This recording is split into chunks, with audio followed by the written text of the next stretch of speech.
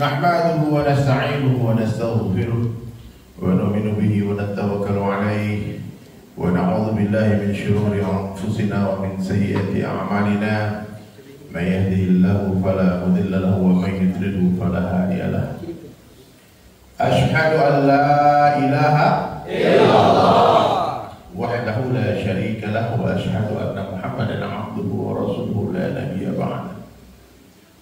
الله تعالى في القرآن الكريم أعوذ بالله من الشيطان الرجيم بسم الله الرحمن الرحيم الذي خلق الموت والحياة ليبلوكم أيكم أحسن عملا وقال النبي صلى الله عليه وسلم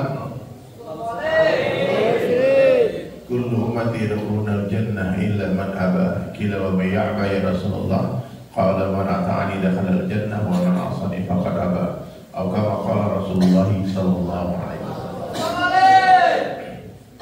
Hadirin sekalian, seluruh manusia ingin bahagia. Orang kaya ingin bahagia, orang miskin ingin bahagia. Orang kota ingin bahagia, orang desa ingin bahagia. Raja-raja, presiden, gubernur, wali kota, bupati, pak camat, kepala desa, TNI, Polri, pedagang, petani, artis, pengamen-pengamen di jalanan, semua menginginkan kebahagiaan. Dan saya yakin orang yang hadir di sini semua ingin bahagia.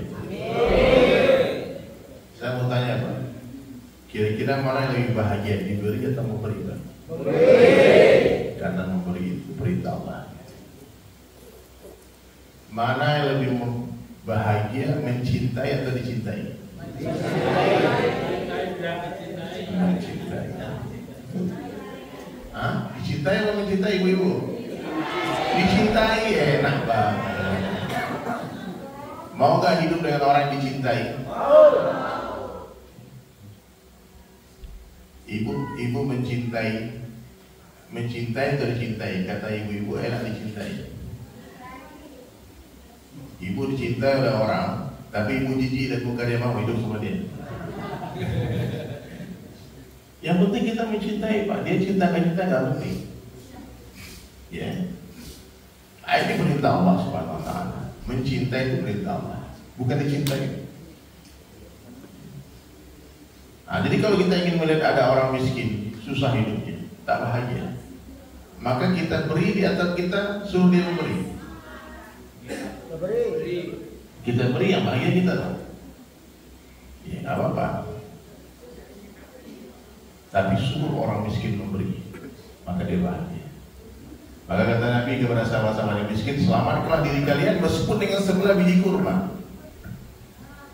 Jadi perintah bersedekah ini, perintah memberi ini bukan perintah kepada orang kaya, tapi perintah kepada seluruh orang yang beriman kepada Allah dan Rasulnya.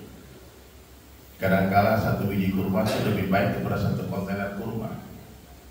Ya, ada orang bersedekah satu biji kurma, ternyata dia cuma punya 2 biji kurma. Dia bersedekah berapa persen? 50%. Ada orang yang sedekah satu kontainer kurma, ternyata dia punya stok 100 kontainer kurma. Dia sedekah satu kontainer. Mana yang lebih baik? Sama-sama ikhlas nih. Sama-sama ikhlas, yang satu biji kurma ikhlas, yang satu kontainer ikhlas. Mana yang lebih besar pengorbanannya? Satu biji kurma. Nah, makanya mumpung masih miskin, semangatlah bersedekah. Jadi sekarang udah kayak susah. Saya tadi ngobrol sama Mas Feb, dia nggak bisa hadir karena mau kelompok. Kita punya uang 1 juta. Bapak punya uang 1 juta, tiba-tiba ada tetangga kita, ada teman kita susah, dia minta tolong, boleh nggak Pak bantu saya, pinjamin saya duit 500, nggak minta loh, pinjam duit 500 ribu, pinjamin nggak? Pinjamin nggak? Boleh. Kalau punya uang 200 ribu, teman kita susah, dia minta 100 ribu, kita kasihin, kasih itu 50% harta. Tapi kalau sudah punya uang 1 miliar, tiba-tiba orang minta uang 500 juta, kasih. Kalian punya motor butut 2, motor jelek tuh loh. Tiba-tiba ada tetangga nggak punya motor, kasih nggak satu? Kasih, pakai Pak. Tapi punya 2 mobil Alphard, dapat nggak punya mobil, kasih nggak satu? Nah, mungkin. Ternyata yang lebih mudah bersedekah itu orang kaya atau orang miskin? Nah, mumpung masih miskin sebelum kaya, semangatlah bersedekah. Karena udah kaya susah. Trust me, susah Pak. Orang ketika miskin sedekah 100.000, pas kaya 100.000 juga. Flashlightnya dimatiin Pak, nanti kalau kita konser dinyalain. Bang, lampunya dimatiin Pak. Ayahanda, maaf ayahanda, dan apa ya? Gak apa direkam gak apa, tapi jangan pakai lampu. Saya rasa aku suruh nyanyi.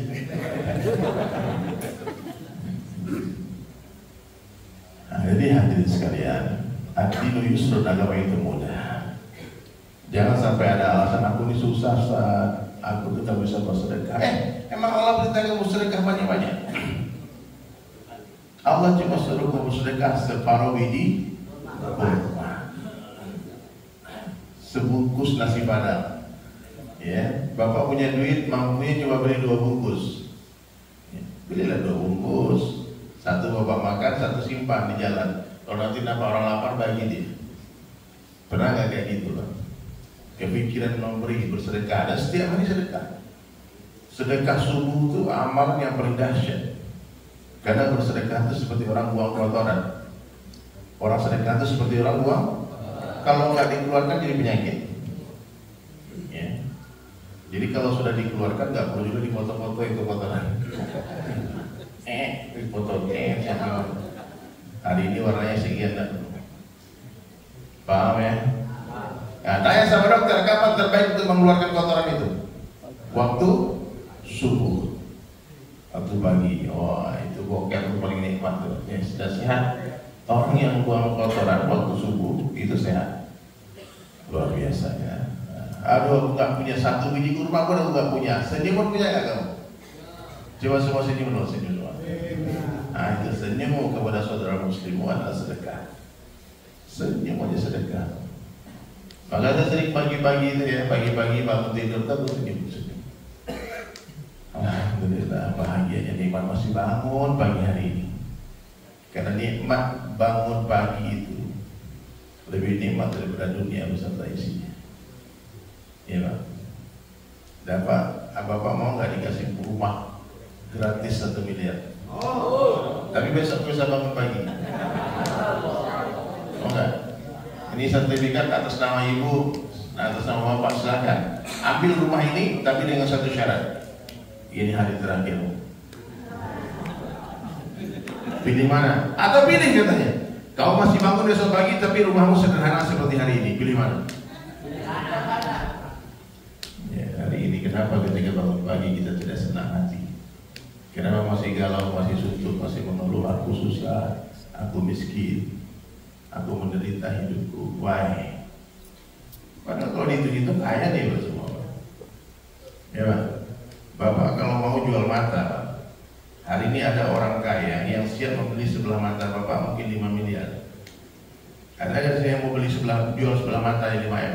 Ada orang kaya buta yang dia siap membayar sebelah mata dengan yang mau mendonorkan mata, dibayar mahal 5 miliar. Mau nggak Pak? Kan masih ada satu Pak, apa? Mau? Berarti Bapak satu matanya ada 5 M nih. Kalau 2 udah 10 miliar duitnya. Ya? Masih ngaku miskin. Nah, hari ini kita mengeluh susah, mengeluh susah. Padahal Allah beri begitu banyak nikmat. Nikmat Allah ini tidak terhitung. Jadikan air laut sebagai cintanya, jadikan dedaunan sebagai kertasnya. Lalu mulailah kalian menulis nikmat Allah one satu persatu. Kering air laut, habis semua dedaunan, masih ada nikmat Allah yang belum tertuliskan. Ya, nah, maka hidup kita sebentar di dunia ini. Dunia ini sebentar saja, akhirat sebentar lagi. Dunia sementara, akhirat luar biasa. Ya. Kita sering-sering mendengar kebesaran Allah, sering-sering mendengar cerita tentang hinanya dunia ini. Gak ada apa-apa dunia ini Pak. dunia ini sebagai tahu rahasia nih, dengarkan baik-baik, hanya indah sebelum dimiliki. Tahu nggak? Kalau sudah dimiliki biasa-biasa aja.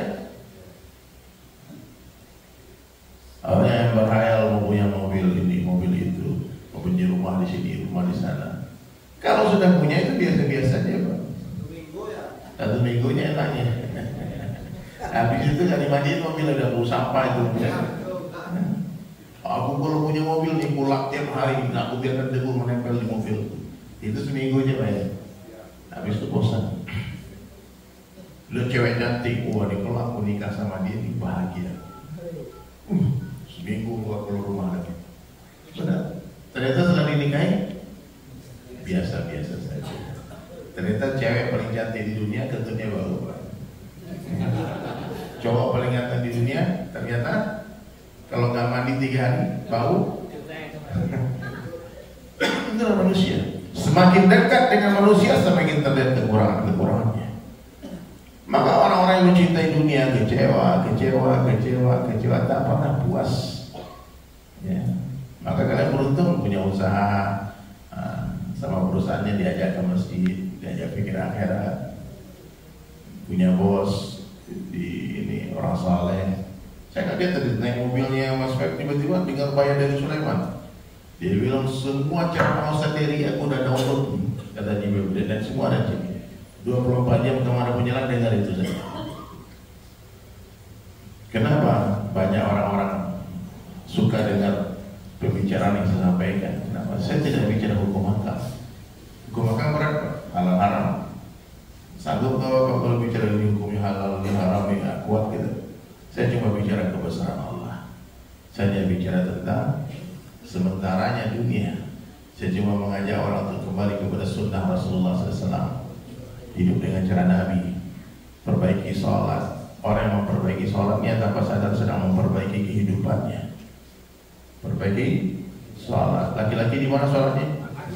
Masjid berjamaah 5 waktu di tempat azan dikumandangkan. Perempuan di mana?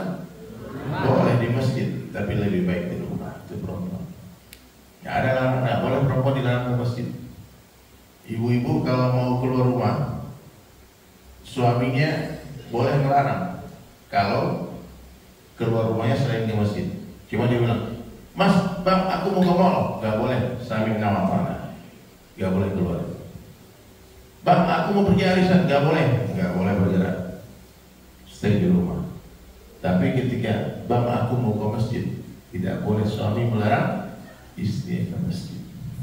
Jadi gak boleh melarang perempuan ke masjid. Ya, tapi lebih baik gimana? Di rumah. Tapi laki-laki tidak ada sholat bagi kita kecuali di masjid. 5 waktu berjamaah di tempat azan dikumandangkan. Ibu-ibu berhenti merayu suaminya untuk sholat berjamaah di rumah. Banyak perempuan-perempuan bodoh yang tidak tahu agama, tak paham fadilah amal, ya, yang mengajak suaminya sholat berjamaah di rumah. Jahil, bodoh. Tapi gimana dong kamu kalau suamiku sholat di masjid berjamaah, aku jamaah sama siapa? Ibu-ibu dengarkan, kalau suami mau sholat di masjid, 100% pahala suami mengalir ke buku catatan amal istri. Catatan amal istri. Ya, ibu-ibu, maaf ya, kalau ada suami yang punya jenggot hidupnya sunnah, meskipun ibu tak berjenggot, dapat pahala jenggot. Serius, 100% pahala suami Allah alirkan ke buku catatan amal istri. Dan dosa istri mengalir ke suami. Maka Nabi katakan kalau boleh manusia sujud kepada manusia, niscaya aku akan perintah wanita sujud di kaki suaminya. Tapi tidak boleh sujud. Gak boleh Pak ini, tapi suamiku ini bodoh Ustaz. Ya, syarat kamu masuk surga adalah suamimu yang bodoh itu ridho kepadamu. Suamiku miskin Ustaz. Iya. Suamiku jelek. Iya. Gak apa-apa. Kau masuk surga dengan satu syarat, ridho suami. Perempuan yang boleh masuk surga. Jaga sholat berjamaah, jaga sholat di awal waktu, 5 waktu, tutupi aurat sempurna, taati suami. Puasa di bulan Ramadan, itu hadis itu. Maka ada halal jannah, masuklah ke dalam surga. Laki-laki ini agak berat gitu, Pak. Tidak ada sholat bagi laki-laki kecuali di masjid fardu 5 waktu. Kalau di rumah tuh sholat tahajud, sholat duha boleh. Kalau subuh di mana? Dan biasa kan kalau sebelum ke masjid itu berwudu dulu. Berwudu sebelum ke masjid, kemudian melangkahkan kaki ke masjid, berjalan dengan ikhlas, dengan tenang, satu langkah mengangkat 1 derajat, 1 langkah menggugurkan 1 dosa. Maka para sahabat mengecil-ngecilkan langkahnya kalau mau ke masjid, biar banyak. Sampai di masjid, masuk kaki kanan, baca doa Allahumma ftah li abwaaba rahmatik. Sampai dalam masjid, sholat 2 rakaat, tahiyatul masjid, duduk dengan tenang, saf pertama. Saya ini punya amalan sholat di saf pertama, sudah sekian lama. Kalau sholat 5 waktu berjamaah di masjid sudah 24 tahun, Pak. Saya tidak pernah tinggalkan sekalipun 5 waktu di masjid. Berapa tahun? 24. Sejak saya taubat di Bali Hijrah. Saya dengar hadis itu, kata Nabi, sungguh aku ingin kumpulkan pemuda-pemuda dan aku akan perintah mereka mengumpulkan kayu bakar untukku, kata Nabi, dan aku akan mendatangi laki-laki yang sholat fardu di rumah-rumah mereka dan aku akan bakar rumah mereka.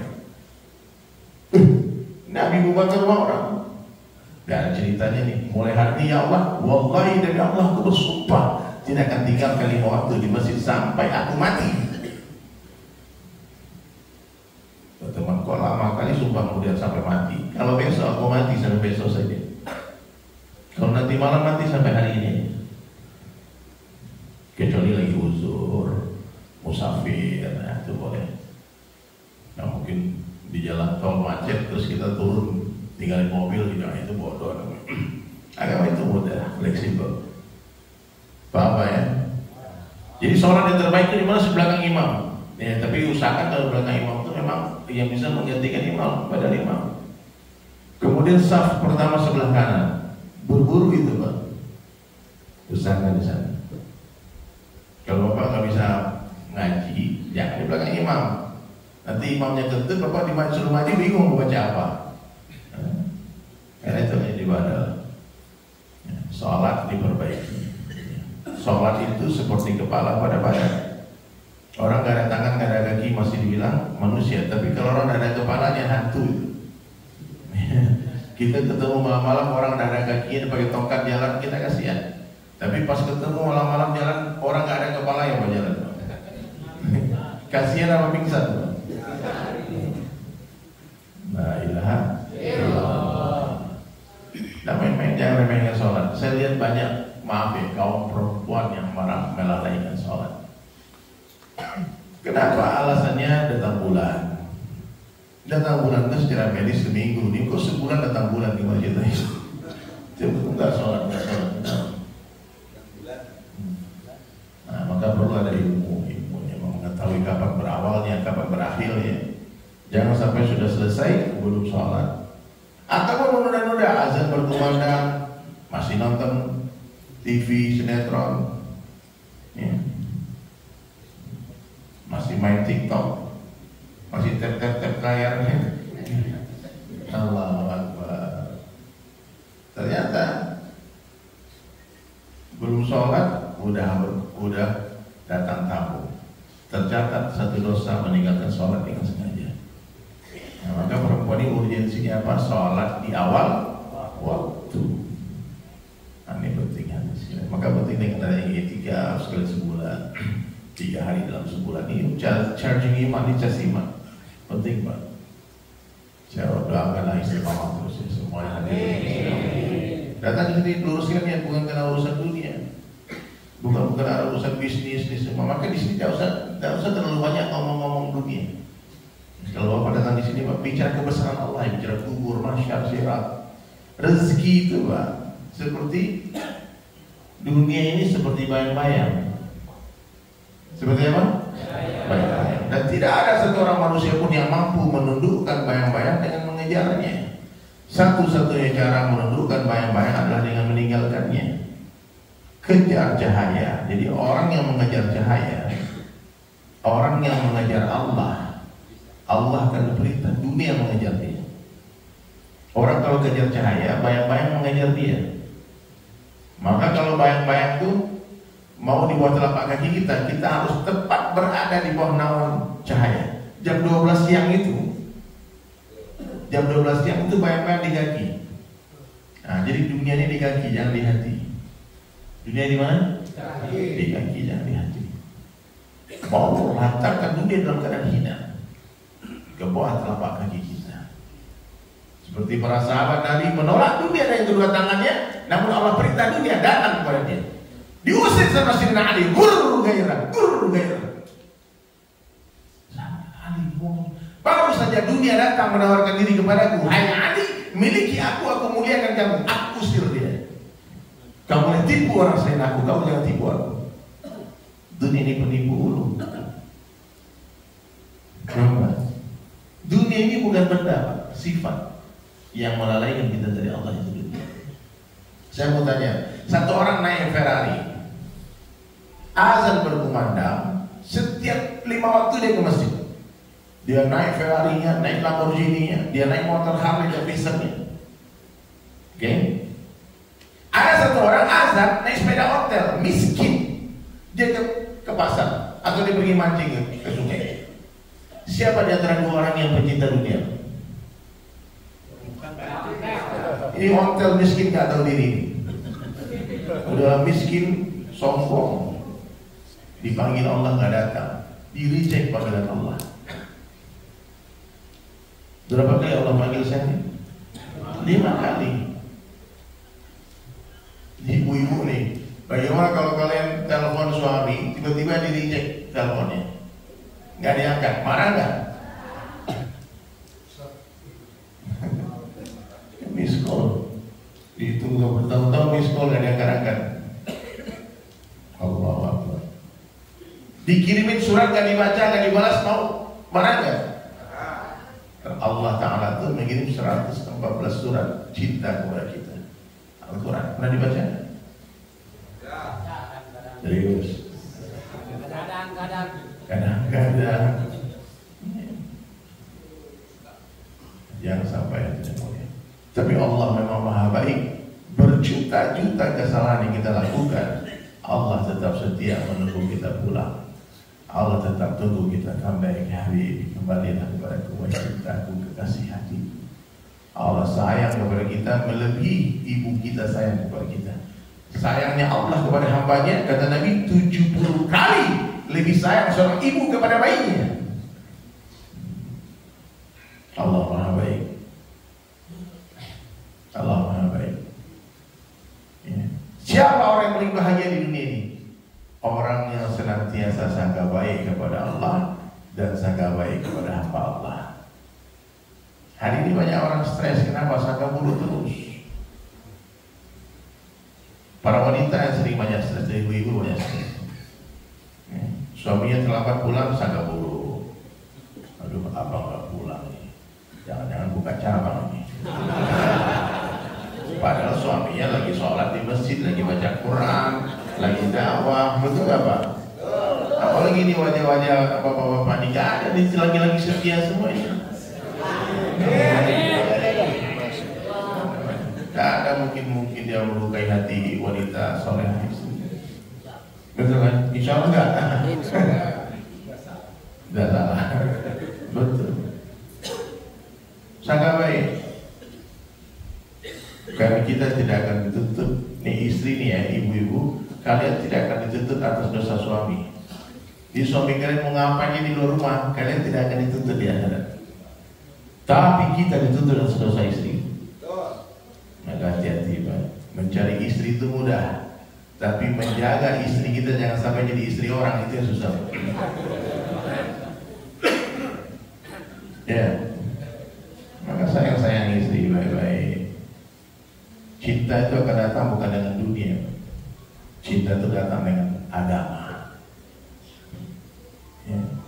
Kalau bapak manja-manjakan istri dengan uang yang banyak, dengan perhiasan, dengan mobil mewah, dengan berlian, dengan handphone yang mahal, ya. Bapak pikir istri bapak tambah cinta sama bapak? Tidak. Yang bertambah apa? Rasa cinta dia terhadap dunia.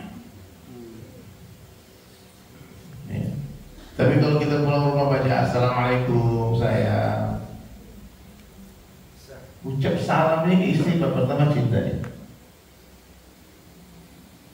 Dudukkan dia dalam ta'rif. Ayo ta'rif yuk. Bacakan ayat-ayat Allah, hadis-hadis Nabi SAW. Kapan terakhir Bapak menceritakan kisah Nabi-Nabi kepada istri? Enggak pernah. Pernah kan? Belum. Suami yang romantis itu setiap tidur dia ceritakan kisah Nabi-Nabi kepada istri. Cerita Naruto. Yang malam ini cerita Nabi apa nih? Mau diceritakan sampai dia tertidur. Subhanallah. So sweet kan?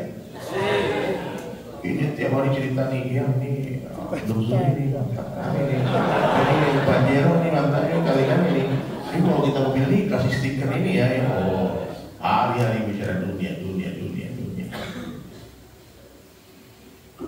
Jangan Pak. Pernah hari-hari tanya istri, gimana baca Quranmu hari ini? Cek bacaan Al-Fatihah istri kita betul atau tidak? Kalau istri kita baca Al-Fatihah tidak benar, tidak terima sholatnya mereka, nggak sah sholat mereka. Maka ta'lim rumah itu harus dibuat hari-hari, undang malaikat ke rumah. Ya. Perempuan juga begitu, ingatkan suaminya, jangan dorong suami itu dunia terus. Percikan air ke wajah suamimu, bangunkan di mereka sholat malam. Wake up, bangun saya. Tahajud, ingatkan dia. Jangan ya, abang hari ini ya sholat jangan sampai saf kedua, saf pertama ya.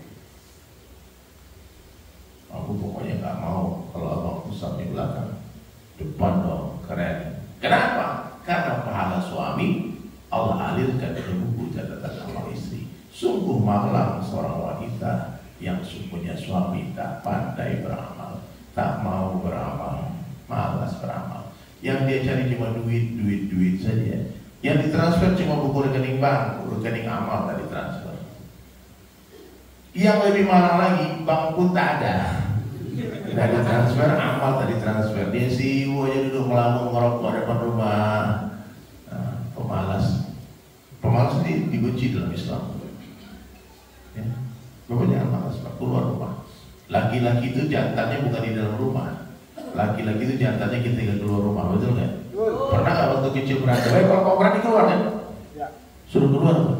Nah ini keluar 3 hari bagus ini, Pak. Berani jantan ini. Ada yang tak berani keluar, Pak? Nggak berani.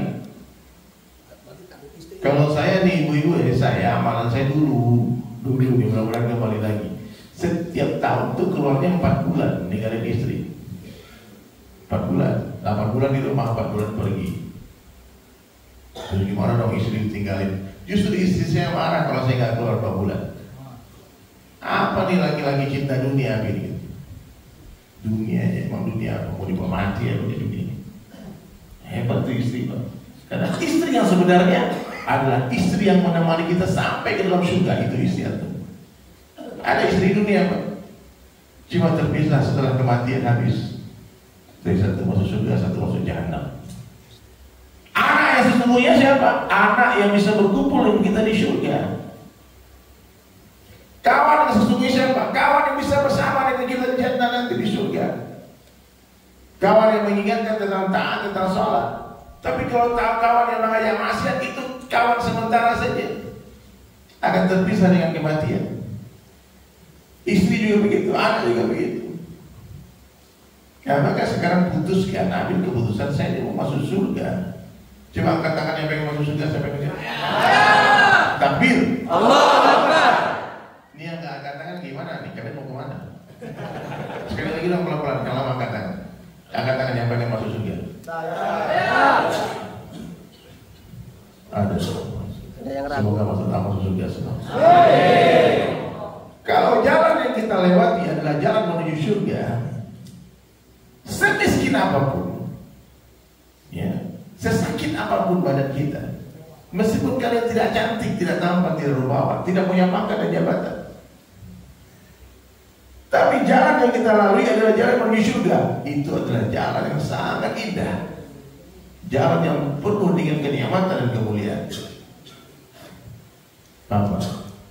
Tapi kalau jalan yang kita lewati adalah jalan menuju neraka, sekaya apapun kan jabatannya, seterkenal apapun, secantik apapun, setampan apapun, kalau jalan yang kita lalui adalah jalan menuju neraka, jahanam. Maka itu jalan yang sangat mengerikan.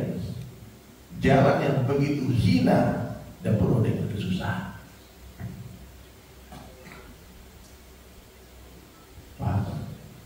Orang yang berjalan menuju gunung, puncak gunung, belum sampai di puncak gunung hawa dingin sudah terasa. Orang yang berjalan ke kobaran api, belum sampai di pusat api, hawa panas telah terasa. Sekarang hatinya bahagia kan? Oh, ini berarti jalan menuju surga ini. Masya Allah. Tapi kalau ada yang panas, galau, stres, pusing. Gimana kabar kamu? Pusing. Tiap ketemu pusing itu ada orang. Nah, hati-hati, jangan salah jalan. Banyak di luar sana orang gak bahagia. Padahal dia sudah terkenal, tapi masih pakai narkoba. Ada nggak? Untuk tidur pun makan obat tidur. Tak bahagia dia. Kawan-kawan saya banyak ditangkap-tangkapin sama polisi. Kurangnya apa? Tapi karena tidak ada agama, tidak amalkan agama, jadi susah. Saya waktu dakwah di Korea, supir taksinya bilang gini, dia bilang, kamu lihat gunung itu kata tepi apa? Dulu presiden kami loncat bunuh diri dari tepi. Presiden dakwah dia. Artis-artis Hollywood dan Bollywood sebagian besar mati bunuh diri. Udah sebutin namanya satu-satu banyak. Alhamdulillah. Kurang apa? Follower puluhan juta, ratusan juta, tapi tak bahagia. Ini sirkulasi narkotika di Indonesia ini tertinggi, Pak. Siapa konsumtif? Siapa membeli? Siapa? Gak mungkin orang miskin beli narkoba, duit makan nasi gak ada. Yang beli itu orang-orang kaya semua, Pak. Bos-bos semua. Triliunan putaran uangnya. Siapa yang punya duit semuanya itu? Hampir semua mereka orang kaya itu pakai itu, Pak, yang gak punya agama. Gak bisa tidur, gelisah. Tapi orang beriman, masya Allah, hidupnya senang, tenang. Di sini senang, di sana senang, di mana-mana itu senang. Buat apa susah? Susah itu di sini senang, di sana senang, di mana-mana hatiku senang. Ada istri senang, gak ada istri senang. Istri 1, 2, 3, 4 senang. Terasa itu gitu. Tapi kalau yang tidak beriman, ada istri susah, istri 1 susah, istri 2 tambah masalah, istri ketiga tambah parah, istri keempat masya Allah. Maka orang-orang yang banyak istri itu, Pak, nanti di akhirat gak disiksa, kata Ustaz Somad. Kenapa? Kenapa orang banyak istri gak disiksa di akhirat? Karena di dunia udah disiksa sama istri-istri.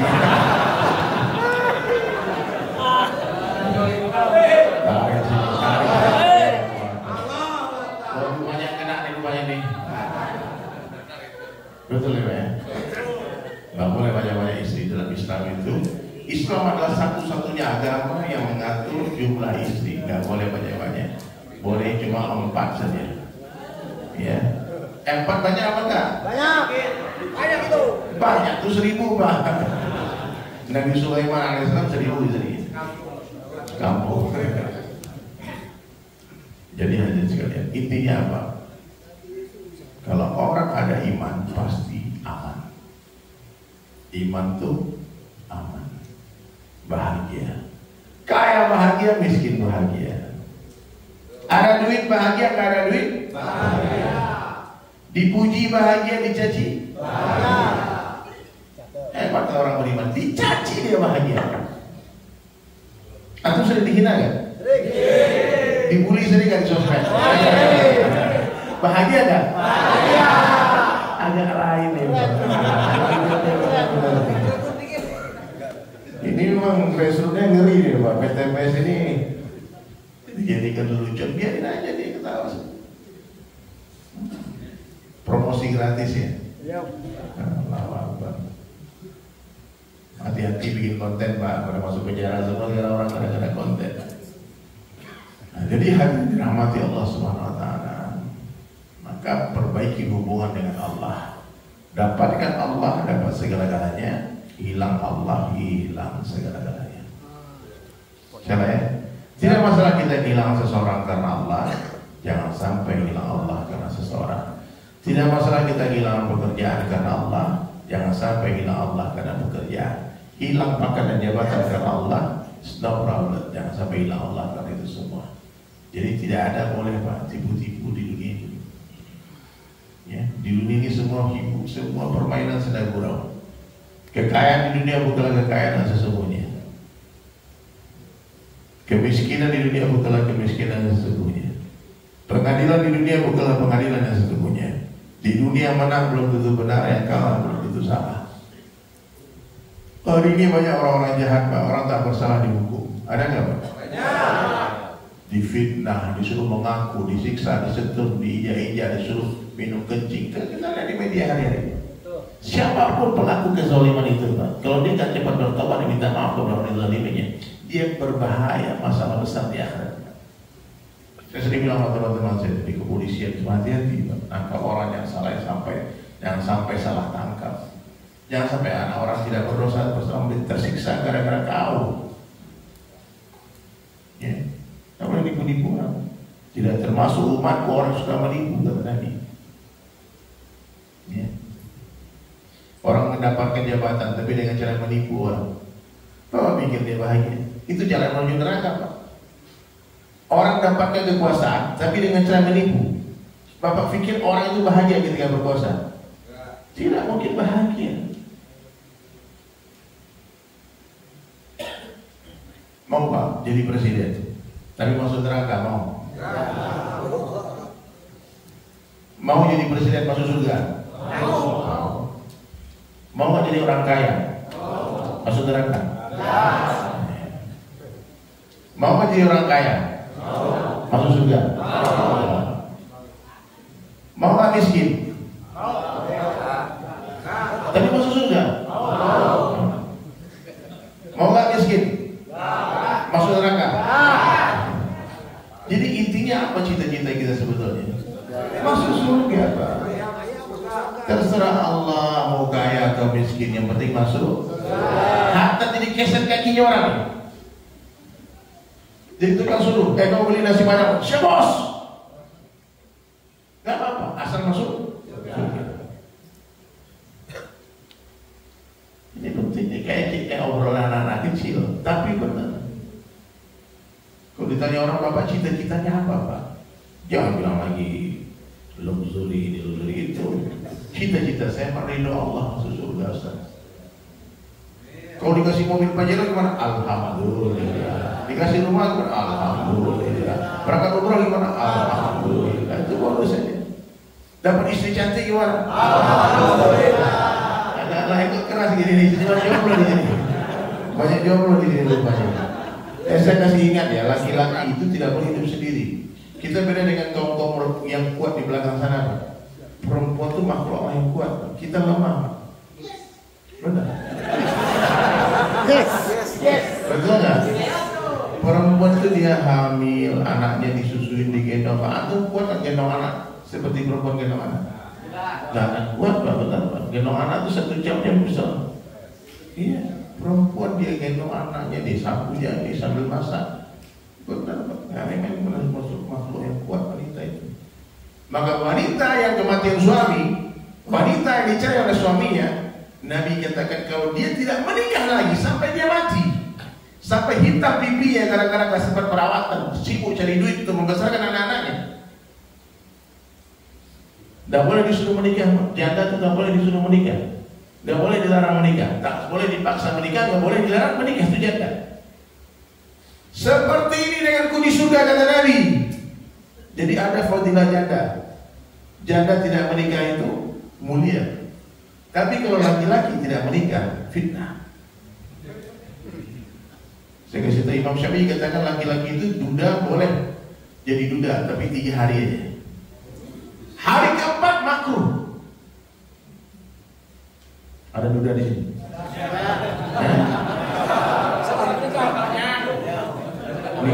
Bapak nikah lagi. Bujang mana bujang? Nikah cepat nikah. Ya, Nabi Adam di surga sendirian, Pak. Nabi Adam makanannya makanan surga, pakaiannya pakaian surga, rumahnya istana di surga. Tapi lihat burung merpati berterbang dengan pasangannya, dia iri. Dia bilang, ya Allah, itu burung ada istri aku sendirian. Di surga sendirian gelisah, galau Nabi Adam. Ente di Bandung sendirian bahagia dicurigai itu. Sendiri bahagia, gimana ceritanya? Iya Pak, iya Ustaz. Soalnya Ustaz. Nah makanya carilah istri, selamatkan janda-janda. Boleh juga menikah janda pahalanya apa? Menikah janda seperti sholat malam sepanjang malam dan berpuasa di siang harinya. Masya Allah. Bayangkan Mbak Antum menikahi janda, pahalanya begitu dahsyat. Takbir.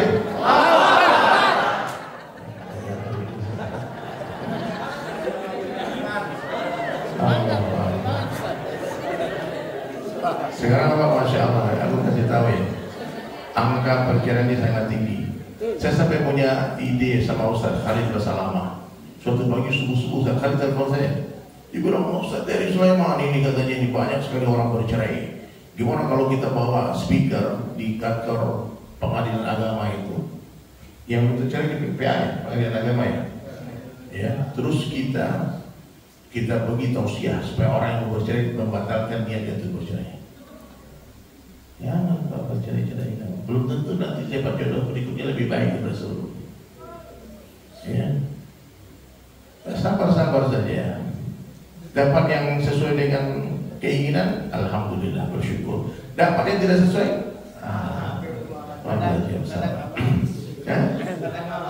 ya kadang-kadang begitu, Masya Allah.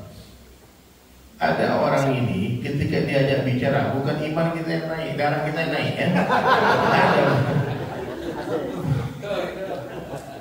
Dan sebaik-baik wanita siapa? Wanita yang paling pandai menyenangkan hati suaminya. Kalau dia bicara lembut, tidak pernah mengeraskan suaranya. Suaminya pulang disambut di pintu dengan segelas air putih. Mungkin abang lagi haus. Kalau dipanggil tidak pernah menolak. Lagi masak ya, dimatikan kompornya, langsung dia berlari dari dia deh. Ya sayangku. Itu wanita terbaik itu. Betul Pak. Sami'na. Aku dengar dan aku taat. Kalau ibu-ibu lagi masak, suami panggil, kemudian katakan, tar dulu nanti orang lagi masak, ini manggil aja. Itu istri durhaka, kurang ajar. Matikan komporku, apa ya? Perlu apa? Ada punya teman. Ya, bagaimana dia istri yang memuliakan dia, Pak? Disuapi makan, dipotongi kukunya, dimandikan, dibuat lakinya seperti raja, sehingga lakinya pun memperlakukan dia seperti ratu. So sweet kan? Maka banyak bapak-bapak ini takut pulang ke rumah karena istrinya seperti hantu, kuntilanak. Maka ibu-ibu kalau ke rumah nanti ketemu suami, periksa handphone suami. Jangan lihat nama-nama. Kalau ada nama yang agak aneh-aneh dikit, cek nomor siapa. Jangan itu nomor kuntilanak. Cek. Kok nomor tuh nggak? Ya kamu itu orangnya katanya. Pulang ke rumah dan dikduk jantung. Interogasi. Dari mana? Sama siapa? Ngapain? Apalagi ibu-ibu ya, kalian telepon suami kalian lagi nongkrong masuk sama teman-temannya di warung. Kalian video call, itu aib banget. Itu suami terhina langsung. Apalagi habis video call langsung pulang. Bikin malu ya istri orang. Enggak dong. Maka kenalkan istri dengan agama. Latih istri itu berpisah. Karena suatu hari kita nafsi masuk kubur sendiri-sendiri. Gak ada ceritanya, aku bersumpah Sidul Semati, tipu kau. Sidul Semati, mau gak nanti ibu-ibu saya tanya nih, kalau suamimu mati duluan, kamu ikut mati masuk kubur? Ikut di kubur mau gak? Gak mau. Ada kejadian di sana kan di Ustaz Abdul Somad ceritanya. Orang katanya orang meninggal dunia, suaminya mati, Perempuan ini mestinya tidak ikut ke pemakaman. Di dalam Islam itu perempuan makruh hukumnya datang ke pemakaman. Karena seringkali di pemakaman terjadi banyak cerita, tangis-tangis, guling-guling, teriak-teriak di kuburan. Gitu, terdengar suara isak tangis, ratapan. Maka Nabi katakan perempuan di rumah saja. Kalian gak ikut gali kubur kan? Gak ikut masukin jenazah kan? Gak ikut timbun kan? Itu urusan kami laki-laki. Oh ini tapi ibu ini ngotot, aku mau datang ke makam suamiku. Aku melihat terakhir kalinya dia disemayamkan di dalam kubur liang lahat. Ternyata ketika suami masuk ke liang lahat, istri tadi ingin masuk juga. Cinta saat sejati. Dia menjerit-jerit, anaknya pegang tangannya. Mama, udahlah mama. Mama mati. Mama masuk ke mati ini nggak ada gunanya mama hidup lagi. Ustaz mau doa. Jenazah sudah di dalam liang lahat, mau ditimbun nggak bisa ditimbun karena ibu tadi mau masuk. Akhirnya Ustaznya ambil mic, kata Ustaznya, anak-anakku sekalian, sudahlah lepaskan tangan mamamu. Silakan ikhlaskan juga mamamu.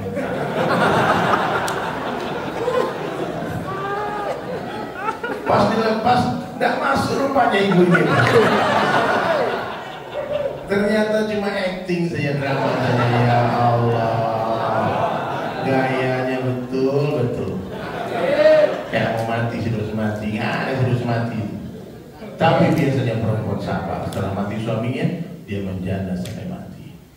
Hebat perempuan, beda dengan laki-laki. Belum mati pun udah buka cabang. Makanya saya nggak suka laki-laki, saya nggak suka laki-laki. Iya nggak? Ibu-ibu hebat. Pak, udah naik iman sekarang. Pengen masuk surga atau neraka? Surga. Pengen sholat di masjid apa mau ke diskotik? Mau bersedekah apa terima sedekah? Mau mencintai atau dicintai? Mencintai. Setelah kita cintai dia tak cinta, ngadu sama Allah. Ya Allah, aku sudah cinta sama dia. Muliakan dia, tapi dia tidak mencintaiku. Tolong engkau yang mencintaiku ya Allah. Ambil cinta di langit, tebar di bumi. Insyaallah. Nah, banyak lagi yang saya ceritakan, tapi waktu sudah hampir 12 nih. Belum subuh dah. Salah lihat yang panjangnya dia ke 12. Jadi ini ngomong-ngomong dari mana aja nih hadir di rupanya nih? Purbalingga. Pangandaran. Purwokerto paling jauh dari mana? Kasih. Mana Kalimantan rupanya ya? Aceh. Orang apa? Ada orang apa daripada? Banyak orang. Di mana banyak? Hah? Orang Solo?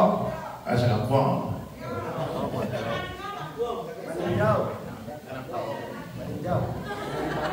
Hah? Semoga semua masuk surga, amin. Semoga berkah rezekinya, diberi ketenangan jiwa, dijauhkan dari segala penyakit, dijauhkan dari segala fitnah, dapat rezeki yang halal, berkah berlimpah, dijauhkan dari segala hutang, riba. Ya Allah, semua yang ada di sini muliakan ya Allah dunia akhirat.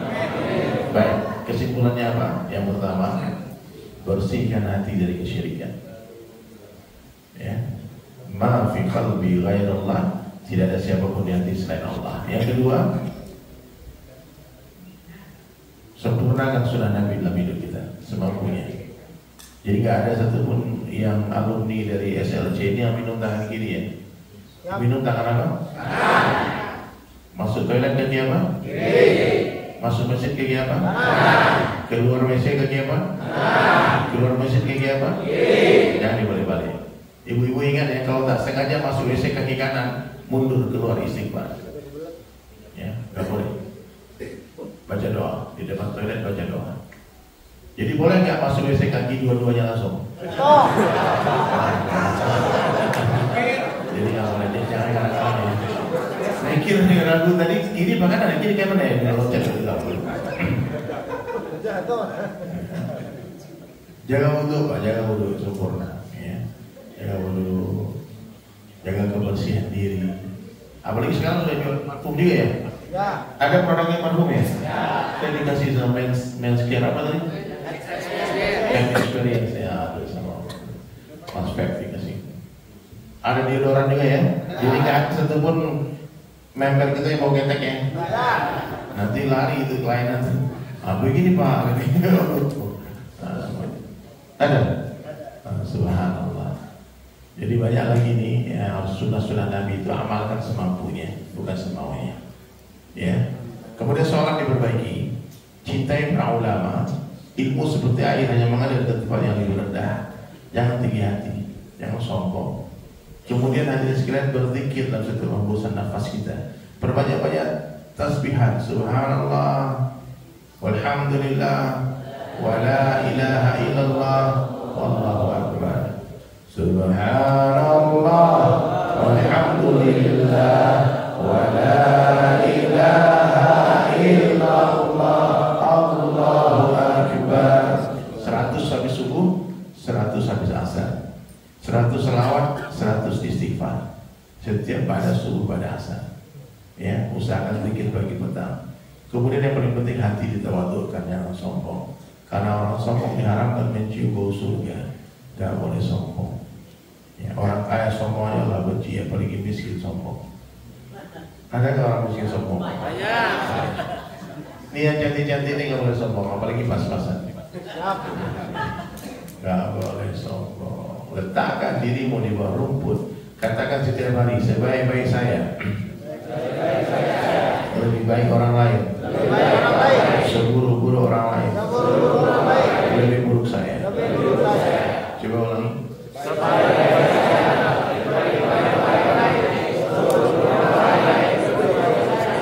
Bagus. Jangan kayak yang lain. Seburuk-buruk saya, lebih buruk orang lain. Coba balik. Sombong. Merasa lebih baik dari orang lain itu tak boleh. Ya, itu tawadhu. Anggap semua orang lebih baik dari kita. Orang tua lebih baik. Kenapa? Mereka lebih duluan menyebut nama Allah dari saya. Mereka lebih duluan beramal soleh dari saya. Pasti orang-orang tua nih dari saya. Anak-anak muda, adik-adik ini lebih baik dari saya. Kenapa? Saya lebih duluan bermaksiat daripada mereka. Pasti dosa saya lebih banyak daripada dosa mereka. Paham ya? Pasti. Dulu kan hati dimakan hati. Jangan ada sedikit pun kesombongan sebesar darah. Karena kemaksiatan yang mendatangkan rasa tawadhu, merasa hina, itu lebih disukai Allah daripada ketaatan yang mendatangkan sifat sombong. Itu bukan mengatakan tentang hebatnya maksiat, tapi tentang bahayanya sombong. Ya. Orang maksiat dan dia malu akan dosa-dosanya dia, itu lebih Allah sukai daripada satu orang ahli ibadah yang sombong dengan ibadahnya. Jangan sombong. Ya, ya, jadi istighfar banyak-banyak. Lalu luruskan niat, tasihun niat sebelum beramal, sedang beramal, setelah beramal, banyak-banyaklah istighfar. Dan yang terakhir apa? Banyak-banyaklah ingat mati. Wahai manusia, jangan engkau tertipu daya oleh dunia yang fana sebagai tempat ujian bagi kita. Dunia sementara, akhirat selama-lamanya. Orang kaya mati, orang miskin mati, raja-raja mati, rakyat biasa mati, yang di belakang mati, di depan mati, yang bersandar mati, yang ceramah mati. Semua pergi menghadap ilahi, dunia yang dicari tak ada yang berarti. Dunia yang dicari takkan dibawa mati. Baik, apa yang saya sampaikan semoga berkesan di hati Bapak semua. Siapa yang belajar hanya dengan mendengar, dia akan lupa. Siapa yang belajar dengan melihat dia akan ingat, dan siapa yang belajar dengan mengamalkan dia akan faham. Ingat, sekurus-kurusnya ikan pasti ada dagingnya, segemuk-gemuknya ikan pasti ada tulangnya. Ambil dagingnya, buang tulangnya. Ambil yang baik, buang yang buruk. Ambil yang jernih, buang yang keruh. Wabillahi taufiq wal hidayah. Assalamualaikum warahmatullahi wabarakatuh. Waalaikumsalam warahmatullahi wabarakatuh.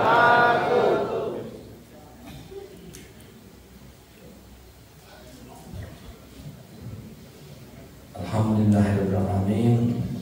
Masya Allah, luar biasa. Kita sudah mendapatkan ilmu yang sangat bermanfaat untuk kita semua.